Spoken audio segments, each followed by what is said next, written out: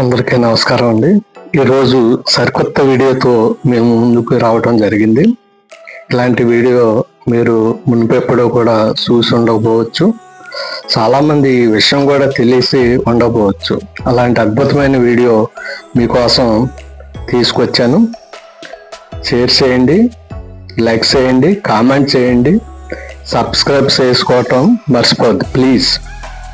ఇది మీరు చూసేది నాము సేను. ఈ పేరు ఎప్పుడన్నా విన్నారా?